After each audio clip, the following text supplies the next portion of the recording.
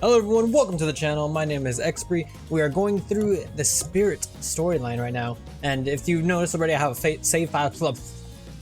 I have a save file in there that's for Huntress. We already did that one, so if you want to see the Huntress storyline, it is right there. And of course, we'll be going down Wraith and Trapper, and as well as maybe if there's Trickster is a liar and he tricks things, and he definitely has a secret ending. Maybe I don't know.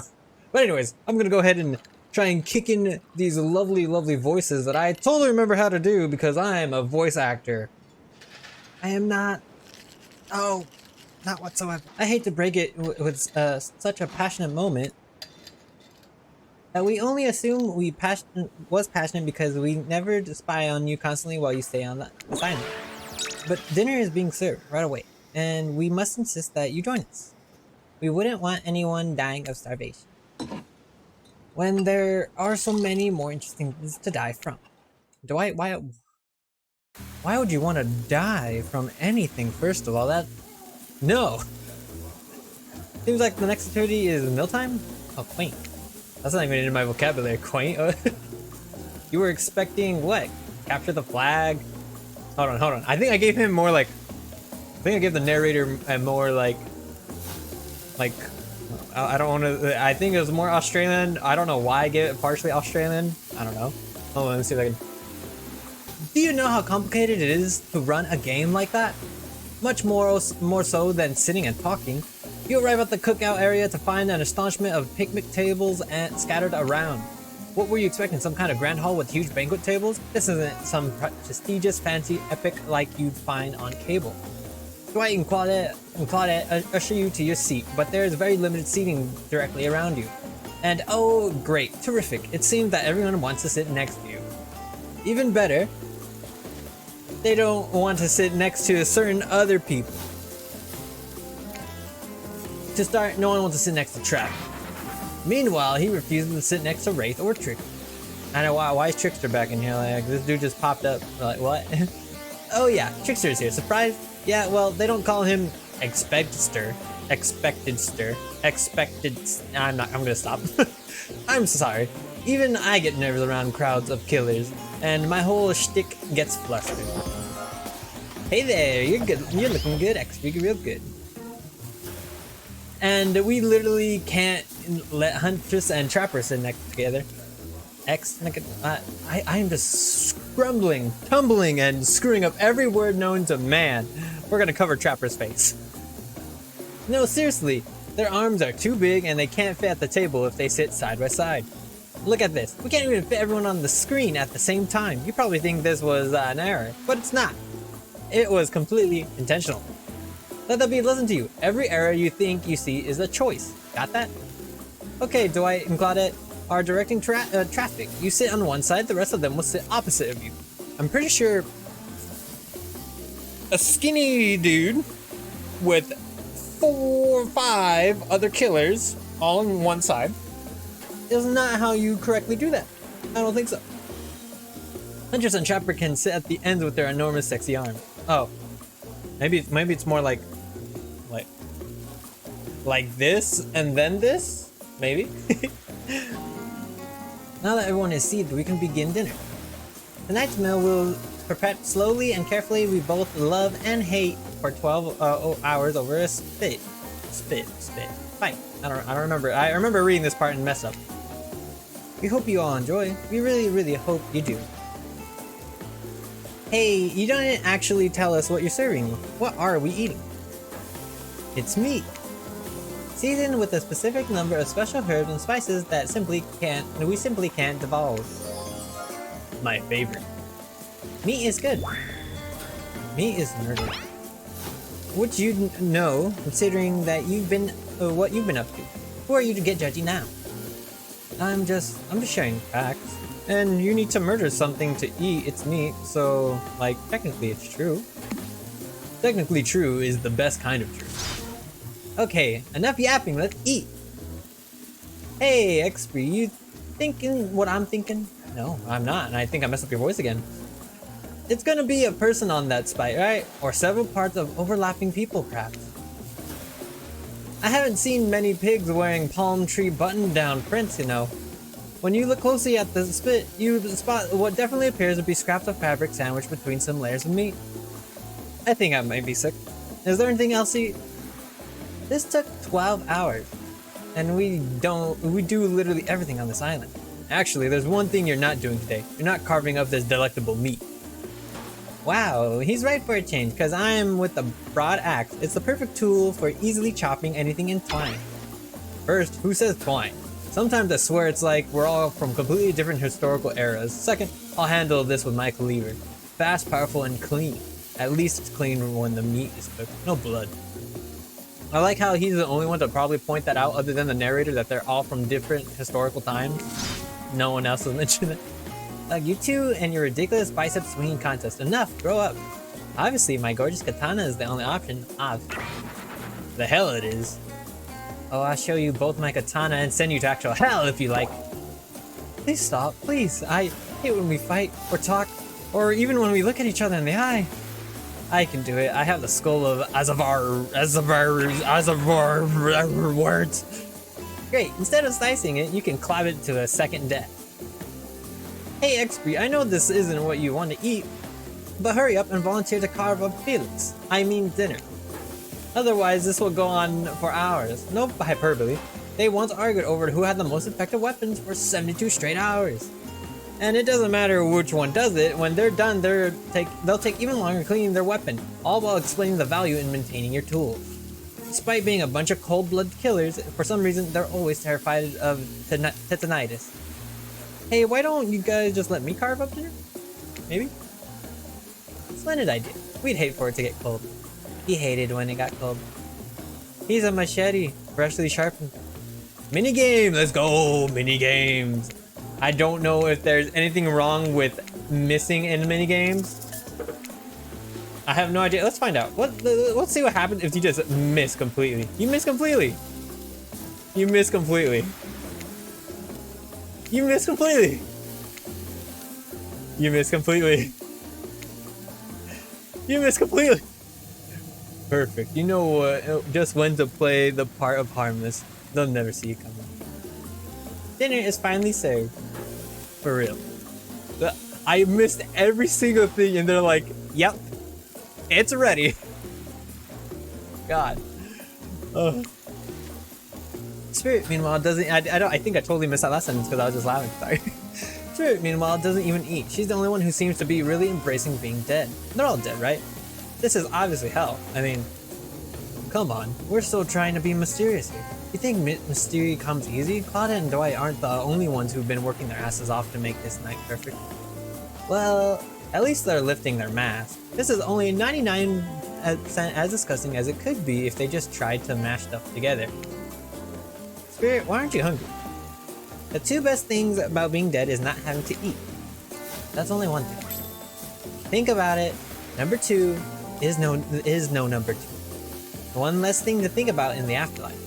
Even if I wanted to eat, I had no idea what would actually follow. You might have noticed, but I'm mostly just a bunch of dismembered body parts floating in a spectacle form. Do you see how deep this cut on my abdomen is? I don't think my digestive tract connects anymore. Between the food and the behavior of this group, this might be the worst meal in history. But even worse is they're staring at you. You're not eating. They don't like that. I think they want an explanation why. What do you want to tell them? Last time I did it, look at that seagull, and the other time, and we'll do. I'm sorry. This seems smart. You can't see it, but Trapper wants to kill me. He wants to kill me. Actually, it's not the food or the company. I'm just super self-conscious of how I look when I eat. I was just pretending to be grossed out by dinner, so I'd have an excuse not to chew in front of everyone. Sorry if that made things awkward. I'm actually extremely hungry. Yeah, watching people eat is gross, but try to relax and not worry what everyone thinks. It's so important to always remember people are watching you, judging you, definitely not ignoring you, right guys? Is anyone listening to me? Typically, a group that includes one is, if not more, cannibals staring at you with meat juice dripping from their chins would be quite scary. However, right now you're barely able to keep your head up, let alone get scared and run away. I'm a narrator, not a psychiatrist. Psych.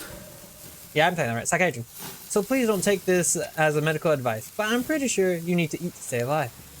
Oh hey, it's me again. Your friend, mentor, and guide. Narrator to the narrator, the ocean. Not sure how I feel about that characterization, but I'll allow it. I brought you here, and I might be the only one who can help you now. There's only one thing you must do to survive. You have to figure out why you're really here. No one can tell you, not unless you follow the right path, or at least a right path. There's too many of those to count. Hopefully you pick at least one of them. Because there are even more wrong paths. Many of them lead to your demise. Others lead to something even worse. Starting the scenes over and having to fast forward back to where you were, am I right? That is one of the worst things ever. God, sorry that went a little bad. Hold on. That is one of the worst things ever.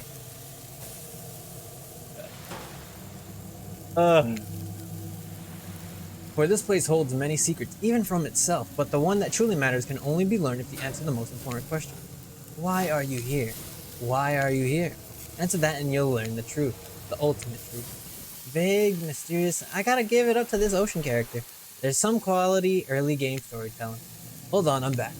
One more piece of advice. You've made many choices by now. Some of them I liked, some of them I did not. It is in your best interest to make more choices that I like. But the choices might be yours to make, but they are mine to reward. And if you want to truly succeed in this place, you'll need my help. See, they mentioned like all of this stuff early on, right? And I have no idea if it actually does anything.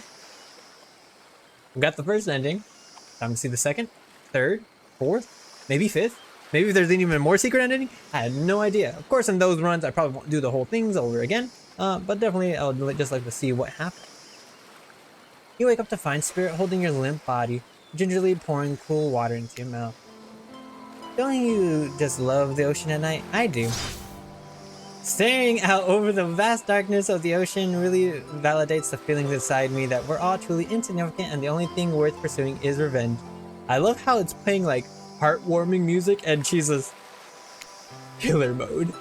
I have to wonder, how could anyone believe anything else? You look out into the darkness of the night and ponder a question. Well, it's a simple question. How could they? How could anyone not feel small and alone in the face of such massive nothingness? You've always been, you found someone special. Let's see, did she? I used to feel that way. Small and important alone, but lately, I'm not so sure. I started to feel different. I started to actually think that maybe this island is where I might meet someone special. You look at Spirit, who has turned from the ocean to look at you while you speak on this topic she's clearly so passionate about. A friend, perhaps something more. I don't know what this island has planned for me. Ha! A friend? Friends are just cowards who seek comfort in number. I had friends once, back before I was chopped into a bunch of pieces by my father. Yeah, she was chopped up by her father, I was right. Friends aren't what's keeping me held together. I'm floating in a cold cloud of rage. Ugh, I was so dumb, so busy trying to please everyone and be the perfect student, the perfect employee, the perfect daughter. I didn't take care of myself, and now I'm all I've got. First of all, I got distracted from my true purpose, my destiny. The purpose that was sitting inside me my whole life. Okay, so this might sound a bit silly, but Spirit looks around to see if anyone else is on the beach. When she's convinced that it's only you two, she continues. There's a dragon that lives inside me. I've always known, but I've tried to ignore it. When I couldn't ignore it, I tried to push it down. I'm so stupid. You're not stupid. That sounds badass. And if you had a dragon inside you, I'd be a little concerned, to be honest. Like, what is a dragon doing inside you? Did you F the dragon? Right? But I didn't let it out. And then I, chop. Now that dragon is pretty much a one-track revenge beast. But enough about me. What's inside of you, stranger? Guts, blood, nothing but darkness. I don't know if we're trying to open up Spirit here or if we're trying to like dwelge in her own little world. I don't know. We got fire in us. No dragon, just fire. A raging inferno, in fact, begging to burn this whole place down if I let it out. Maybe I am the dragon? I'm sorry, but you're no dragon, and breathing fire, that's some hobbit type nonsense. I'm a descendant of proud samurai. Our dragons are on a whole other level. Oh, it's looking like trying to barge into her is not working. Looks like there's only room for one dragon-type spirit after all.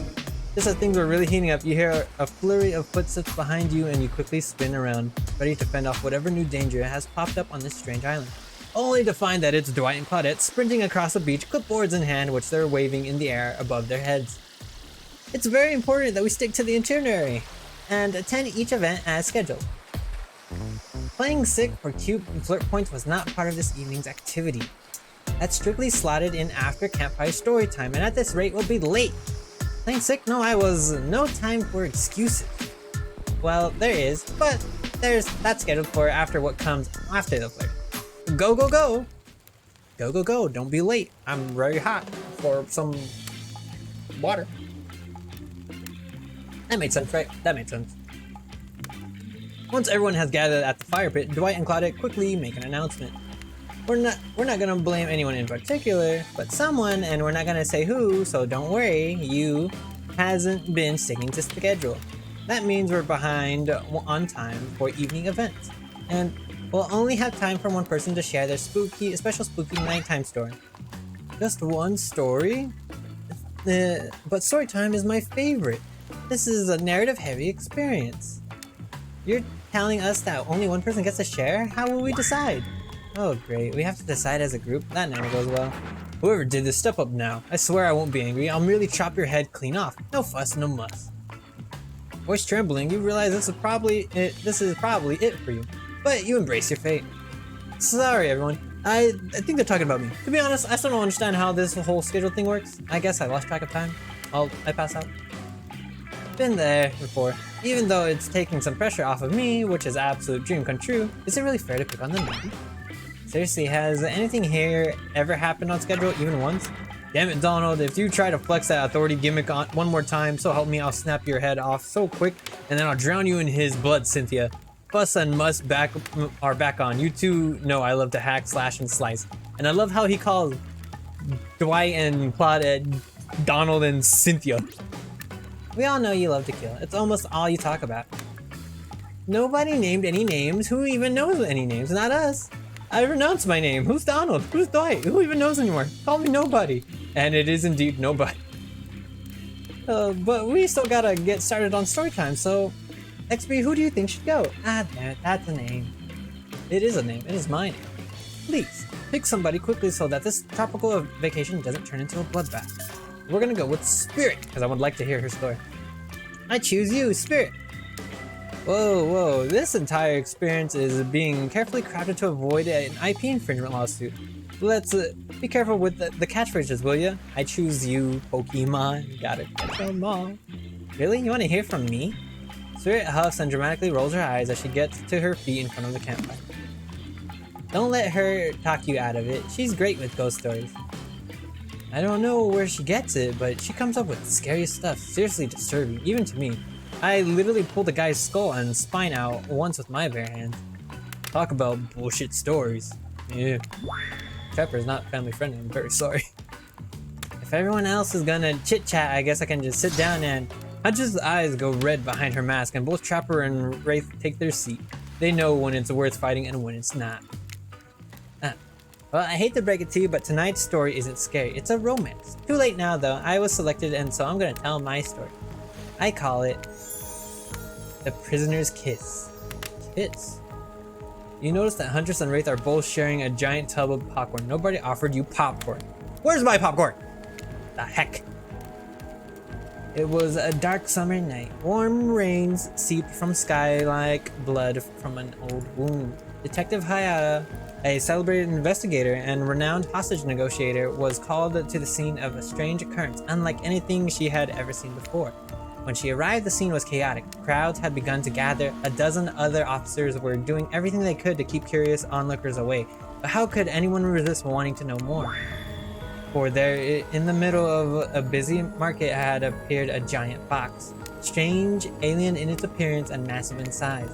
No one knew how it got there. Was it delivered, built on site? In such a busy area, how could something like this just appear? A mystery. It was as if conjured by magic. But this was no illusion. The huge box was very real, and someone was trapped inside. Spirit pauses her story to look from face to face of each audience member. She has no expression, but you feel her vibrating with energy. She's in her element. "Help me!" cried someone from inside the box. It was a man, terrified, trapped, imprisoned, his voice trembling. By now it was if every detective in the city was there, looking this strange structure up and down, inspecting it on every side. It didn't make sense. There were no doors, no windows, no fasteners, or seam. It was completely solid and much too heavy to move by hand. Solid, that is, except for a single small slit, just enough to see the bloodshot eyes of the prisoners trapped inside. "I don't know what happened. I woke up and here I was. I was so scared. Please help me," cried the man, as if pleading for his life. No stranger to tense situations, Detective Hayata comforted the man. She used her training to calm him and buy time for the other investigators. However, time did not bring clarity, only anxiety, as the night dragged on with no progress opening the box. And as the night grew longer, the seeping rain puddling on the ground, the man inside grew more desperate, more sad and alone, more pathetic and in need of help. But Detective Hayata was no help at all. Powerless to save him, guilt began to weigh on her like it never had before. "Don't let me die in here," the man begged. "Don't let me die alone." "Stay calm," instructed Detective Hayata. "You're not alone. I'm here. Hell, half the town is here. We're all in this together, and we won't let this be the end of your story." Looking through the narrowest of passageways, Detective Hayata watched her own reflection in the tear-filled eyes of the stranger, sad prisoner. Together they both wept in silence at the hopelessness of the moment. "Promise?" asked the man. "Promise that I'm not alone?" "Yes," she promised. "I do." A simple pledge. She felt an instant connection like she had never felt before. Not to her family, not to her friends, not to any of the other hostages she had worked so hard to free before. And so when the man's eyes closed and backed away, it didn't scare Detective Hayata, for she knew he would return, and he did, pressing his lips to the narrow slit in this horrible puzzle box, repeating his question again, steam flowing from his mouth as he asked, "Promise? Promise that I'm not alone?" "Yes," she promised, "I do," and pressing her palms against the cold outside the box without truly knowing why. Detective Hayata leaned forward and placed her own lips up to the opening, letting her breath creep into the strange structure, allowing her warm lips to fall on this man's. It was a gentle kiss, a moment of compassion. She could feel in this brief contact the beating of her heart, pulsing blood through every inch of her body, matched beat for beat in this soft touch. "Thank you," said the man, no trace of fear remaining in his voice, and he backed away into darkness, disappearing in a single moment of eerie calmness. "Get back!" yelled an officer, suddenly thrusting himself between Detective and the box, breaking a silence that would soon be filled by a cacophony of whirring gears and clicking latches, a symphony of mechanical activity happening all at once. Something had triggered, as if an unseen lever pulled, and on the other side of a giant box began to slide open. Detective Hayata gripped her flashlight tightly and pushed forward into the foggy interior of the giant box. Her feet splashed in the puddled rainwater, her heart racing as she swept her light from side to side. And that's when her eyes landed on the man, or at least landed on what should have been. There in the corner of the box was a pile of pieces, like parts of a doll almost pulled apart, or perhaps that's just how Detective Hayata had to think of him in the moment to survive. A collection of segments, limbs, pieces, disconnected from one another, cleanly severed and placed in a neat little pile. And on top of that pile, a head, cold, pale, eyes open, lips and icy blue. Spirit stares at the fire, her own expression lifeless, her lips blue. Tears fall from her chin and soak into the sand at her feet. You're blown away by the story, and it's safe to say you're not alone. Everyone else is looking into the fire or up at the sky, anywhere but at Spirit. It was you who chose her, you who initiated this harrowing tale. So sad, so creepy, so sensual. She really went into great detail when it came to describing that kiss, too much detail, and now no one is sure to act. Dwight and Claudette are staring daggers at you. You have to do something. This game was supposed to be a light-hearted romp. Please, I said to do something. Cool story. Stand up and try to start one of those slow claps. I have a feeling hugging her is not the thing to do. But we're gonna try it. We're gonna try her hugging her floating limb body. You stand and without saying anything approach Spirit, reaching your arms around her for a hug. Her robe, hovering in the air, begins to wrap itself around you and squeeze you into her. It's kind of like being hugged back. but also like being tied up. It's certainly not what you expected. Instantly, you pull yourself away, but it's an awkward movement, and you nearly fall over into the fire. Okay. Spirit says nothing and floats away without so much as a goodbye. You, meanwhile, realize everyone had just watched this truly strange interaction from the corners of their eyes. On that note, everyone decides it's time to take a break and split for a little bit so that they can all have a moment alone before bed. Everyone leaves and you're alone by the fire. The only thing you hear is the ocean slowly lapping against the shore. This is nice. A true moment of peace and tranquility that lasts for all of 7 seconds because Trickster shows up and he's blaring his latest song. Hey baby, you look lonely. Mind if I join? He doesn't wait for an answer. I know you've been hearing from these guppies all day, but I want you to hear something from a big fish like me. Something special those in charge of this island don't want you to hear. I am the ultimate catch on this island, the only lobster in an ocean of sardines. No one can give you what I can. You just have to find me. Come find me, baby. Trickster leaves and you're a bit confused about what to make of his cryptic clue, but you aren't going to get any time to yourself to think about them just yet. Spirit approaches you. You know, I was watching you while I told my story. I could tell it was having an effect on you. This fog that follows me around, I could feel you breathing heavily, taking me in. You and I are both absolutely flabbergasted at this piece of information. Legit, you learn something new every day, even when you're a narrator. God is behind Murder Island? What is this? So her fog just knows. Crazy. You're doing it again right now. You need to calm down. You should come to the hot tub with me. Oh, we're going to the hot tub already? Holy moly. Dipping in hot tubs with the spirit? You've come a long way in a single day. I'm not saying you shouldn't follow her and offer like that. Just don't forget our little talk. I think we could end up dying here. You and your storyteller friends slip into the water. It's just the right temperature for an evening dip. Plus, if some jealous shark comes along and manages to jump from the ocean to the pool, you're also pretty sure your killer companion can handle it. I hope so. Cheers to floating limbs. I just want to be totally clear. Even though that story bore some similarities to my life, it was not about me in any way, shape, or form. Not symbolic, not metaphorical, not any ethical. I believe you completely. Sure, you were cut into pieces in your life, and so was the person in the story. A perfectly normal coincidence. Sure, you're on this island, chapter 1 might say, in the most puzzling way. Also, a completely regular coincidence. And sure, his lips were blue, your lips are blue. Really? You'd call this blue? Searching for answers, hoping to find revenge. Okay, so similarity stop there, I guess. Coincidence. Sorry, the coincidence. Get this through your head, whoever you are. Samurai blood runs through my veins, or well, maybe it has coagulated by now. No need to sweat the details. Regardless, I'm a descendant of noble warrior. Thousands of years of training with blade weapons preceded my entrance into this world. Do you know how many swords that is? A lot. You've got to figure that with that many sharp edges, a person is bound to get disconnected from a body part here and there. The truth is, I wouldn't typically share this, so don't go blabbing about it. I dreamt that story like watching a movie in my sleep when I was just a little girl, years before my father sunk his blade into my skin. Ugh. I've never been able to shake it. That's a very adult story for a child to dream. Do you believe me? Who cares? Yes, we believe her. You know what? I know I'm just gonna die, so who cares? Who says I believe in anything? And for that matter, who even cares what I think? Our beliefs are our business, no one else's. Wow, I'll be.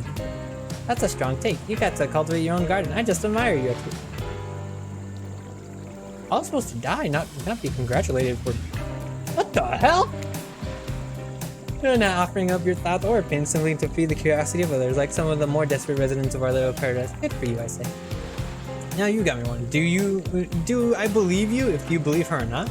And if I know everything, because trust me, I do know everything, don't I already know the answer to my own question about if I believe your answer to Spirit's question? Whoa.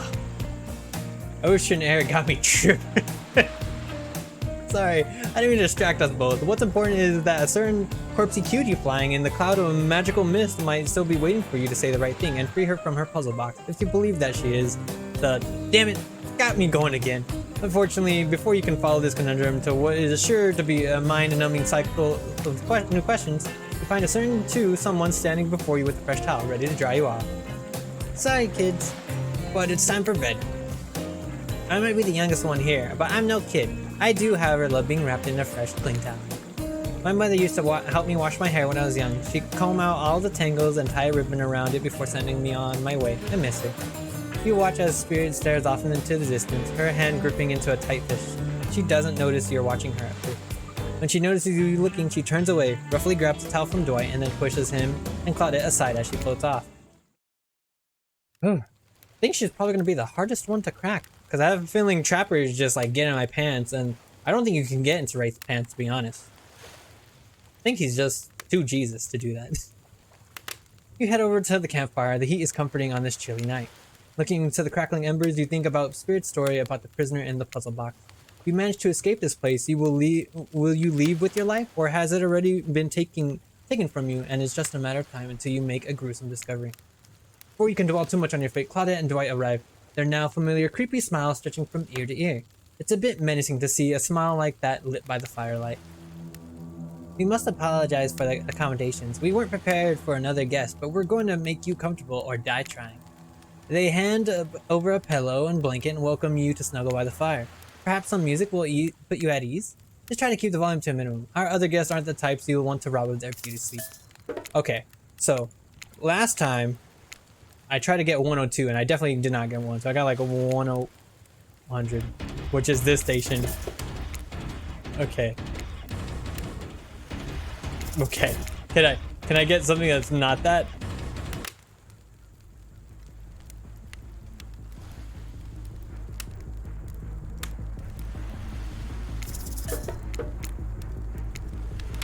$92. It's on this station. Does anyone come out if I keep playing? Why is nothing playing on 92? 94?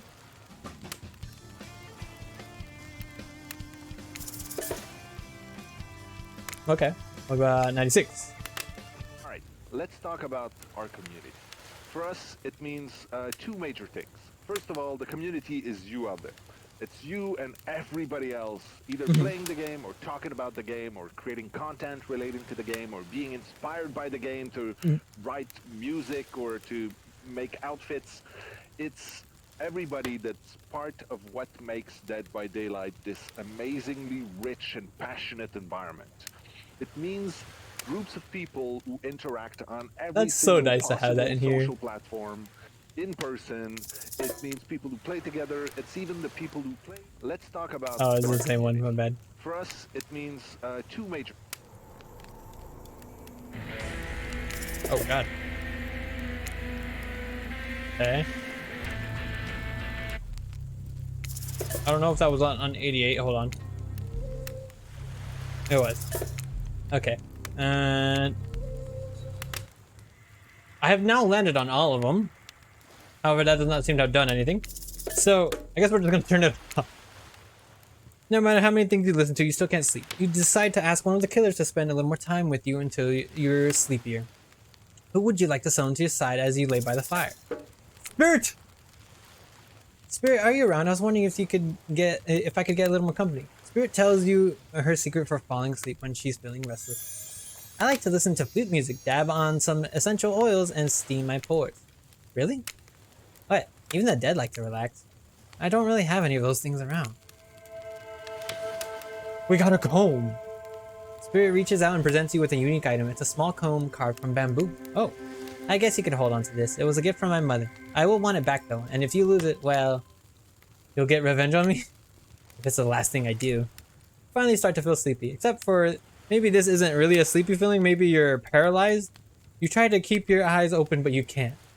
I just took a comb! Darkness overtakes you. The dark voice from earlier speaks to you again. It shouldn't still be as spooky, but now you've had a whole day of strange voices in your head. But this one is still undeniably odd. The human body is made up of over 60% water. Did you know that? Of course you did. Everyone knows that, even an astronomic video game protagonist. Well, guess what? Drink as much as you'd like. You'll never get to 100%, you hear me? Don't think I don't see what you're up to. Why would I? You wake up suddenly to see someone looming over you. All right, and that's where we're gonna end it. We're not gonna see who's looming over us just yet. That is gonna be our great surprise of who will be looming over us in the next episode. So thank you if you've been watching all the way through. I've been playing some, if you like RPG games, and if you happen to be making it all the way this far, well, first, holy moly, thank you. But if you like RPG games, I'm playing a small developer game, RPG. The art style is probably not one that you would totally be used to, but, you know, it's funny to play. And as well as playing another small platformer rage puzzling game, which is kicking my butt, but I like it. So if you haven't seen those, I would definitely take a look at them, and I'll make sure to catch you in the next one. Goodbye. You missed completely. You missed completely. Perfect. You know just when to play the part of Harmless. They'll never see you coming. Dinner is finally served. For real.